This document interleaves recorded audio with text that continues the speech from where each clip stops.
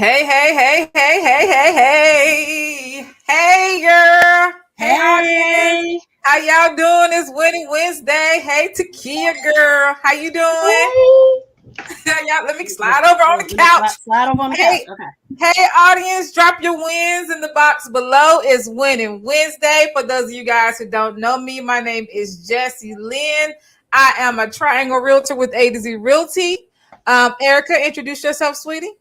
I am Erica Batts. I am a mortgage loan officer with New American Funding. Awesome. Takia. Hey guys, I am Takia Ward, a realtor with Keller Williams in the Maryland, DC area. Awesome, awesome. You guys, today we are talking about the 7 levels of financial freedom. I know this month we're focusing a lot on finances, and I know at one point in the clubhouse, for all the new people, that's one of the things we talk about. We talk about generational wealth, generational health, and we always talk about home ownership. Mindset. That all comes in with all of that or whatever. So today we're talking about that. But before we get started, ladies, let's talk about your wins. Erica, how are you winning, sweetie? Winning this week, I am excited because I just got tickets to see my favorite artist, Layla Hathaway. She is coming to the Cary area, so I got my tickets. I'm excited about that today. Awesome, awesome. Before we go, can y'all hear me? Can y'all hear my fan in the background? Y'all, No, I y'all can't. can't. Good, good, good. Okay. All right, Takia. Tell me about your win, sweetie. My wins is that I have been doing well with being consistent with a lot of things in my business and personal life. So I am winning on that front. Good, good, good. My wins, you guys. Look, Hunte, I woke up at 6 o'clock this morning. If y'all didn't know, I was in y'all inbox. I was up at 6 o'clock. I was in this office well before 10. That's always a win for me because I struggle. Me and my baby, we've been spending a lot more time together. So yeah, I'm like Eric, Takia said, our personal lives, sometimes we forget about that. So if we can get some balance in that, we're doing great. We're doing really good. So yeah, financial 7 levels of financial freedom. So I sent you guys a story. I was reading it over this weekend. 7 levels of financial freedom, and a lot of people, from what I have, this expert, he's a self-made millionaire, and believe it or not, there are 7 levels, and 50% of America is on level 2. Can you guys guess what level 2 is before we even go any further?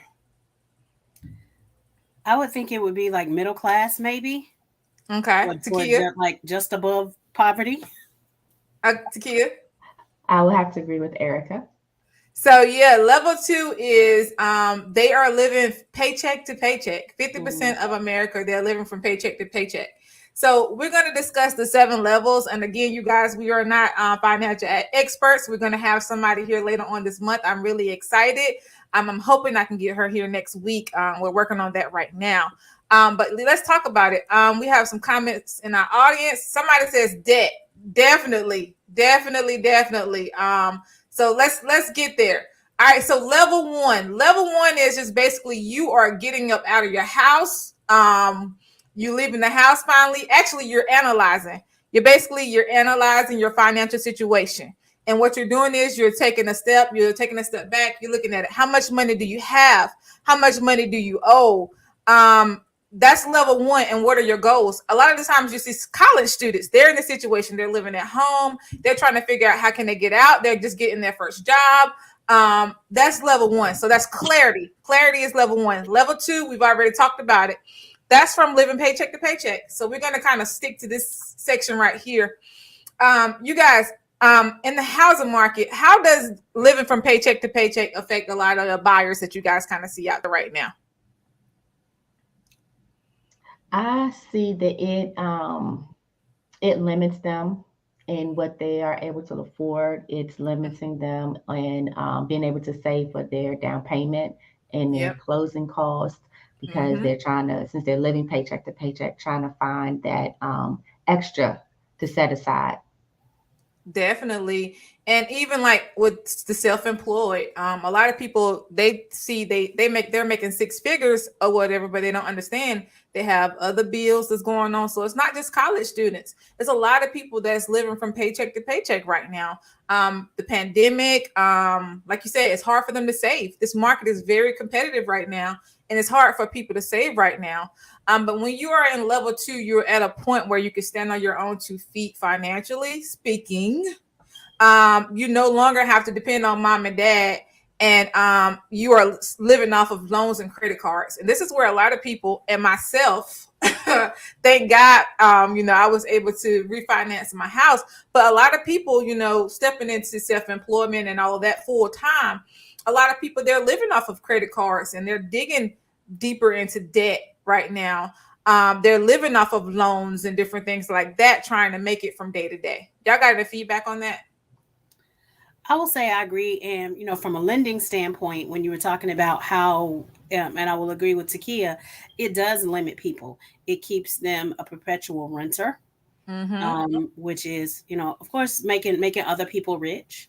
Yes. That part of it. And a lot of people, I used to be a credit counselor in my previous life. And one of the things that got me there is that nobody teaches you how to spend money. You get your first check, and then it's like, and you immediately think about, what am I going to buy with this? What Definitely. am I, whether it's shoes, bags, whatever it is, that's what we always think about is, oh, when I get this money, what am I going to do? Even with the pandemic, we got a lot of stimulus payments during that time. I do know there are some people who used it to start a business, but then there are other people who used it to, get their dream, whatever it is that they wanted, whether it was, oh, I'm gonna get a new car with this, or I'm gonna get, they looked at it as a windfall instead of something to maybe get you to the next level. Or a lot of people used it to catch up on bills. Definitely. Things that they had that they were behind, because most people, you don't get a lump sum of money all at one time. And that's why I think so many people are excited about tax time, things like that, because they get that lump sum of money and they like, oh, if I can just make it through till next year when I get my tax check. But like you said earlier, though, people are living from paycheck to paycheck, and a lot of the people are the middle class or people so-called making six figures before taxes or whatever. And again, people don't realize people that's making six figures before taxes, that's like $40,000 a year to them. And the middle class, they're not getting a tax refund or whatever. So yeah, and it sucks. So what happens when it comes to them trying to save money and trying to do different things? How can we save? So most of the time there's more month than there is money for a lot of us, and it's trying to figure those things out. Exactly. So look, if you ever get to a point, we're going to move on to level three. Level three is when you get a little bit more breathing room. So you have money to put towards your goals, such as building an emergency fund, investing in your retirement. And again, this goes back to those Americans making $100,000. They live paycheck to paycheck. And yeah, they're not balling out the way that we think they're balling out, again, because they're still trying to pay off that credit card debt that they built up when they were on level two. They're still trying to pay off these loans that they were on when they were on level two, living from paycheck to paycheck. So, but this is where you want to try to save some money. You want to try to save some money to I can't even find my notes, chat. I just scrolled right past it. You want to save some money for your emergency fund. You want to invest in your retirement. So if you have 401k or something like that, that's when you kind of start small and you start investing little by little in your retirement. All right. So level 5, this is when level 4, I'm sorry, you're stable. This is where stability kick in or whatever. You're paying down your high interest credit card debt. Your credit cards, you stashing away about 6 months of living expenses on your emergency savings. So Erica, that goes back to what you were just saying. If you got that money, if you get to that point in life where you can save and you can stash that money away, don't spend it. Don't put yourself into deeper debt. Learn from that experience when you were living from paycheck to paycheck and you got those credit cards and those loans. it's time for you to start paying those things off. Y'all want to piggyback off of that? I would say I think people it's hard to budget when you don't have those things. So then you have Mhm. all the things on your wish list, things that you Yes. want to do. The other thing is that a lot of the financial advice that you hear out there doesn't apply to most of us. So when they say, okay, try to live off of one income. Well, if Right. I'm struggling on two incomes, I certainly can't live on one income, or things like that. A lot of the advice that you hear out here, like the even with the emergency fund, for most Mm-hmm. people, they don't know what. Okay, so if you're saying I need to have an emergency fund, how much is that? How much is those kind of things? So those are conversations that things we need to talk about.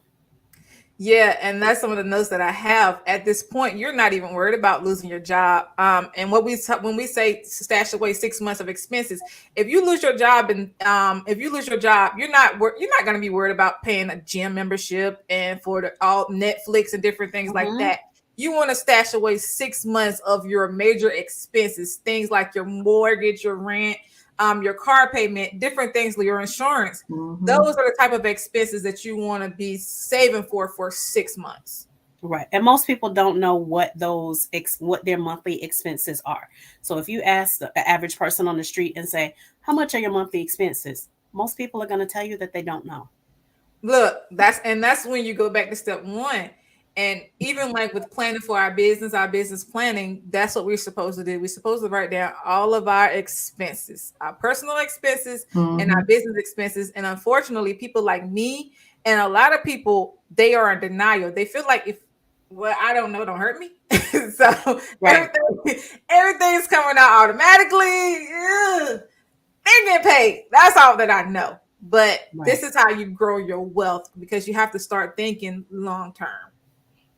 Well, just like even with the 401k, there's a lot of people that don't participate because they feel like it's no, they just taking money out of my check. So they don't Mhm. understand that, okay, yes, but they're also matching an XYZ amount. And how you don't really notice it coming out of your check because you get the tax breaks. So Mhm. those are things that you don't talk about. And then even when you go start a job, a lot of times they just say, "Hey, do you want to participate in 401k?"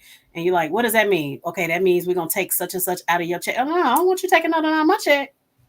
And that's the end of the conversation. So The end. And we right. do need to think long term because we all feel like you hear so many stories of people where their spouse or they got sick and they couldn't pay their bills. They were Mhm. making six figures a year. They were living a good life. And then something happened. Somebody got sick. Something happened. You never know what may happen. You could be healthy today, walking around here laughing, ha ha, he he. When I worked at Lowe's, I had one of my guys. He was one of my specialists. He was ex-military. All of this, fine. He was an older guy. You couldn't tell him nothing. He was just strong. He knew, like, yeah, like he was cool. One of the coolest dudes you ever know, or whatever. And then one day, he couldn't. His muscles. They gave him some medicine for his high blood pressure, and he had a reaction to it. And all of Mhm. his muscles in his body stopped working. Like they stopped working. So he Oh couldn't do man. nothing. He had to go straight out of work. So you never know, you guys. You never know. It's not like you're speaking it on yourself, but you should always plan because you never know when you may not be able to work tomorrow. Right. And I've been in property management and I work with people that has low income before. I work with seniors and so that what is what they get social security? Yeah. Social security Social disability. security is not always it's not enough. Mm-mm. It's not always enough. So always plan, you guys. Right. So level five is flexibility. And this is where you want to make sure you have at least 2 years of your living expenses saved up. So when we say 2 years, you need to think about money in terms of when you could take off about a year if you need to. This money don't need to be in cash, y'all. You don't have to save it up in cash, but it needs to be accessible. So don't put it in an account or some kind of investment that you can't get it out. You need to make this money accessible.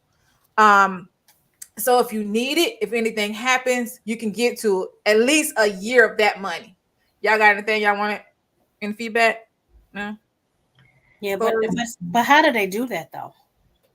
How do they do that? Yeah. See, I'm not a financial advisor, but we about to move on to that in a second, to Okay. level 6, and we're gonna Okay. get deep into that. All right, so level 6 is financial independence. This is when you either have a large pile of money in an investment portfolio that's generating interest, rental properties. We went to an investors class. Hunte, we're gonna talk about that later.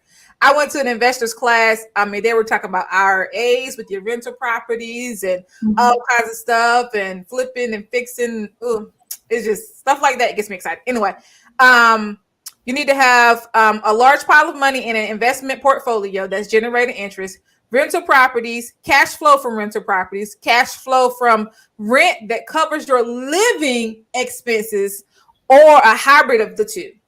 To get here, you will have to invest in a high percentage of your income. And this is, again, you have so much doggone money right now. You is just kind of laying around at this point in your life. You're no longer living with your parents. You're no longer counting your pennies. You're no longer living from paycheck to paycheck, and you just have money sitting in your account. And the way that you do this is you invest it in different things. And this could require. I don't want to talk about that. I don't want to talk about that either. Anyway, people are taught to save 5 to 10 to 15%, which is that's where your 401k comes in, you guys. People are taught that, but you definitely need to think outside of the box if you want to get to level 6. Level 6, you just investing in the money. It's just working for you. And level 7 is you have so much doggone money, you don't know what to do with it. You don't have to worry about money. That's abundant wealth. And you don't have to worry about it. You're taking your money, you're flipping it each time, and it rolls over each time you hit 4%, and it's rolling over and it's rolling over. That's the 7 levels of financial freedom. What are we talking about today? Yes. Seven levels of financial freedom. So right now we have oh, hey Samantha girl, how you doing? How you doing, Samantha? All right. So right now you have your clarity. That's when you're thinking about moving and you're getting all your money together. Self-sufficiency is just basically you people, 50% of people that are living from paycheck to paycheck. Number 3, you have breathing room. That's when you're saving some money and you're no longer living from paycheck to paycheck. Stability, a lot of your bad debt, you're saving about 6 months worth of it for expenses. Flexibility, you have about 2 years saved up. 6 and 7, financial independence and abundant wealth. And this is when you are investing and you're flipping your money and letting your money work for you. Y'all got any feedback y'all want to add? Y'all excited about saving? Y'all excited about this financial advisor coming to our show next week or the week after? I'm Yes. definitely excited about Very that. excited. Very Good. excited about that. Good. Y'all got any stories or anything y'all want to give to our audience that's out there? Audience, do y'all have any questions for our financial advisors that's coming? All right, ladies, what I think I just want to know how to get to, these numbers that they're talking about, because they're talking about save a year and all of this. It's like, and for most of us, we are just doing the little bit that we can do, whether it's Yeah. you saving 10% and, because I was always taught pay yourself first. Okay. Yes. But that 10%, how does that add up to a whole year's worth of expenses? So I'm excited to hear their suggestions on how to do this.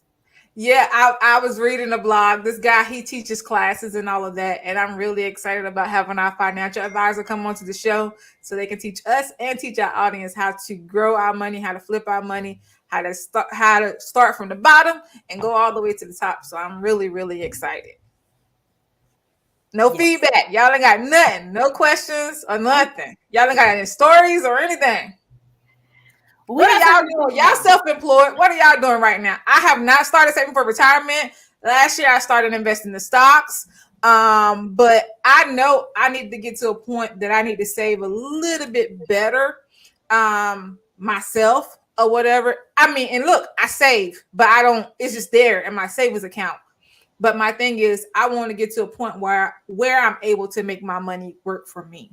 That's what that's one of my goals. I've always heard that's the worst place for your money to be is in a savings account because they're not paying you anything on it. But most of us don't know how to invest. That's one of the reasons that Robinhood became really, really popular because that made investing accessible for the everyday person. But is Robinhood the best platform to use? I don't know. So that would be like I said, I'm excited to hear more information about that. Yes. Question for next week. Takia, you got any feedback, honey? No, I would say for me, I mean, I've done a little bit of investing in a few stocks and things like that, Mm-hmm.